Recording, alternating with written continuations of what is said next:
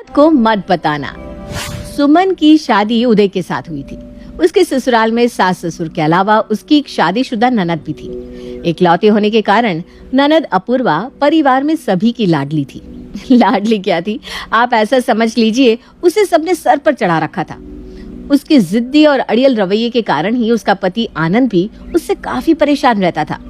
अपूर्वा के जिद्दी रवैये के कारण वो वक्त बेवक्त अनुचित मांगे करती, जिसके कारण उसके पति के साथ खास बनती नहीं थी और ज्यादातर समय वो अपने मायके में ही रहकर बिताती थी शादी से पहले। मम्मी, मुझे ना उदय की बहन अपूर्वा थोड़ी अजीब सी लगती है। आपको नहीं लगता उसका बिहेवियर कुछ ज्यादा ही अजीब है? कहीं कल को उसके कारण मेरे शादीशुदा जीवन में कोई परेशानी तो नहीं आएगी? बेटा, कोई भी ससुराल सर्वगुण संपन्न नहीं होता। कहीं सास खराब होती है तो कहीं पति, और कभी सास और पति दोनों अच्छे मिल जाए तो वहाँ ननद गणित बिगाड़ने के लिए चली आती। पूरा परिवार अच्छा मिल जाए तो लड़का नौकरी अच्छी नहीं करता। इसलिए बेटा, मेरे कहने का मतलब है कि शादी और ससुराल का मतलब ही होता है समझौता। अगर तुम्हें परिस्थितियों के साथ सामंजस्य बिठाना आ गया ना, तो समझो सब सही है। वरना तुम एक के बाद एक लड़के देखते रहो और हर किसी में कुछ न कुछ 19-20 मिलता ही रहेगा। अब कहना क्या चाहती हूँ मम्मी? आंखों देखी मक्खी तो कोई निकलता नहीं। बेटा, देखा जाए तो उदय का छोटा सा परिवार है, एक बहन और माँ बाप। इससे छोटा परिवार तो तुम्हें मिलने से रहा। उदय अच्छा कमाता है, माता पिता भी उसके शरीफ और इज्जतदार दिखाई पड़ते हैं। अब तुम्हें ऐसा लड़का मिल गया है तो खुद को खुशकिस्मत समझो। बाकी ननद शादीशुदा है, कितने दिन के लिए मायके रुक जाएगी? आखिर में तो जाना है ना उसे वापस अपने ससुराल ही। शादीशुदा ननद तो मेहमान के समान होती है, उसके लिए इतनी चिंता करने जैसी कोई बात नहीं है। तुम अपने मन से सारी शंकाएं निकाल दो और खुशी खुशी अपनी शादी की तैयारी करो। माँ के समझाने के बाद सुमन खुशी खुशी शादी की तैयारियों में लग जाती है और शादी के बाद उदय के घर पहुँच जाती है। लेकिन अपूर्वा के बारे में सुमन का अंदाजा सच साबित हुआ था। उसने सोचा था शादी के बाद, सुमन बहू, हमारे यहाँ बक्सा खुलाई की रस्म ननद करती है। चलो आ जाओ। अपूर्वा, भाभी का सूटकेस खोलो, फिर उसमें से एक साड़ी तुम ले सकती हो, यही रिवाज है। अपूर्वा माँ के कहने पर भाभी का सूटकेस खोलती है तो अंदर रखे हुए कीमती सामानों को देखकर उसकी आंखें फटी की फटी रह जाती है। अरे माँ, नई बहू आई है आपके यहाँ, बस एक साड़ी में मैं नहीं मानने वाली। मुझे तो भाभी के बक्से से और भी चीजें पसंद आ रही है। अरे तू इकलौती ननद है सुमन की, जो तेरे दिल में आए रख ले तू। ठीक है भाभी, आपकी ये दोनों साड़ियाँ, ये वाले सैंडल और ये जो कुंदन वाला हार है ना, मुझे बहुत अच्छा लग रहा है। इसे तो मैं ही लूंगी। अरे रस्म के नाम पर ये अपूर्वा तो मेरा पूरा सूटकेस कब जाने के चक्कर में। ये क्या बात हुई भला? और मम्मी जी इसे समझाने के बजाय इसका ही पक्ष ले रही हैं। हाँ, क्यों नहीं अपूर्वा दीदी, आपको जो भी पसंद है आपने ले जाओ। अरे वाह भाभी, अगर ऐसी बात है ना तो फिर ये जो आपने चूड़ा पहन रखा है, मुझे ये भी बहुत पसंद है। आप ये भी मुझे दे दो ना। हद होती है बेशर्मी की, इस लड़की को जरा सी भी शर्म नहीं है। अरे आज शादी होकर आई हूँ मैं, शादी वाला सुहाग का चूड़ा पहन रखा है मैंने, और ये मुझसे मेरा सुहाग का चूड़ा मांग रही है।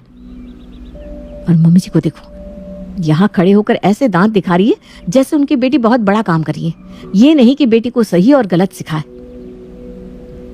हाँ, क्यों नहीं, मैं ये भी तुम्हें दे देती, लेकिन ये मेरा सुहाग का चूड़ा है ना, ये तुम कैसे पहन सकती हो? मैं ऐसा करती हूँ, तुम्हारे लिए सेम टू सेम ऐसा दूसरा मंगवा दूंगी। अब ठीक है? नहीं, चूड़ा दे दो। अब इसके बाद क्या फर्क पड़ता है, आप पहनो या मैं? दिखा दी ना अपनी असलियत, मुझे सब समझ में आता है। इसीलिए अब मुझे अपना चूड़ा नहीं देना चाह रही, ताकि बाद में चालाकी दिखाकर कोई सस्ता सामान लाकर मेरे मत्थे मार दे। मैंने भी कोई कच्ची गोलियां नहीं खेली, मैं भाभीियों की चालाकियां खूब समझती हूँ।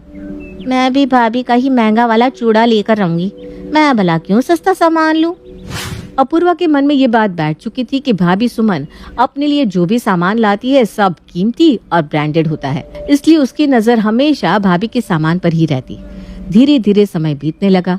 जब भी अपूर्वा मायके आती तो वो खोजी नजरों से बस भाभी सुमन को और उसके सामान को ही टटोलती रहती। जैसे ही उसे कोई नया सामान दिखाई देता वो उसे लेकर चलती बनती। कहाँ से खरीदा? अरे भाभी, अरे ये तो बहुत सस्ता सा है, इसे ना मैं मेले से खरीद कर लाई थी। मेरे पास तो बहुत सारे पर्स है, इसलिए मैंने अपने लिए ज्यादा महंगा नहीं लिया। लेकिन तुम्हारे लिए मैं बहुत अच्छा वाला पर्स लेकर आई हूँ, देखो तो कैसा लगा तुम्हें। ठीक है भाभी, मुझे ना आपका वाला पर्स ही ज़्यादा पसंद आ रहा है। आप ऐसा करो, ये महंगा वाला पर्स आप रख लो, मुझे आप ये अपना वाला दे दो।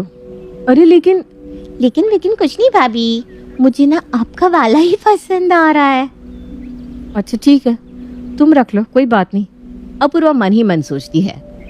भाभी आप चालाकियाँ तो बहुत दिखाती हो, लेकिन आपको ये पता नहीं कि मेरे सामने आपकी कोई चालाकी नहीं चलने वाली।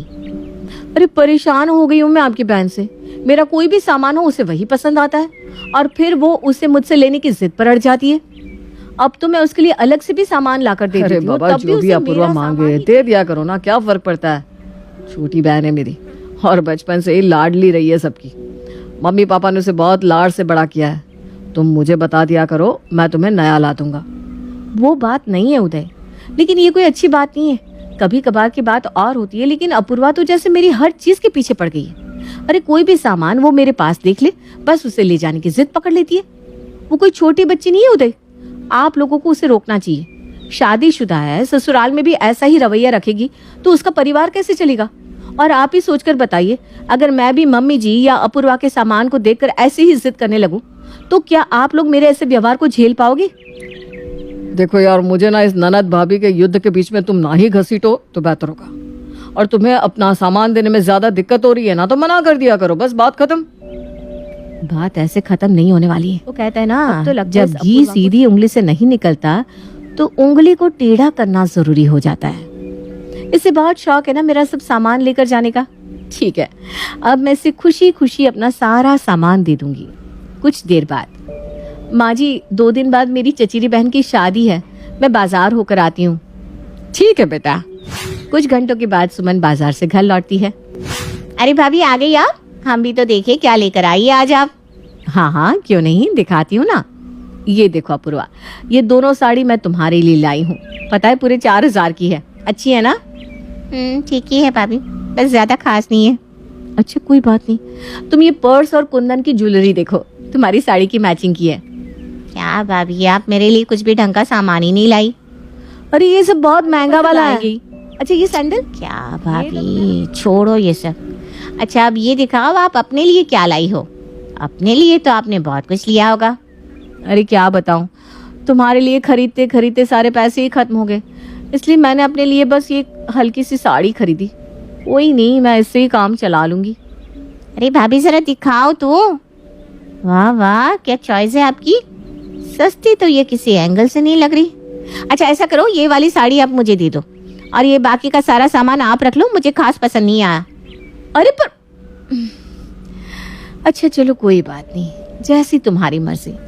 तुम्हें तो मैं किसी हाल में मना ही नहीं कर सकती। ठीक है, मेरी साड़ी तुम रख लो और तुम्हारे लिए लाई हुई साड़ियाँ और सामान मैं इस्तेमाल कर लूंगी। आप खुश। एक सस्ती साड़ी ननद के हाथ में थमाकर सुमन मुस्कुराते हुए अपने कमरे में आ जाती है। एक बार को तो अपनी महंगी साड़ियाँ और ज्वेलरी अपूर्वा को देते हुए मेरा दिल जोरों से धड़क रहा था कि कहीं सच में सब ना रख ले। लेकिन जो मैंने अपने नाम से उसे दिखाया, मेरा प्लान सफल हो गया। मेरी महंगी साड़ियाँ मेरे पास आ गई और सस्ती साड़ी को मैंने अपूर्वा को देकर ठिकाने लगा दिया। अरे अब तो आपको भी ये राज की बात पता चल गई, लेकिन मेरी ननद को आप ये बात कभी मत बताना।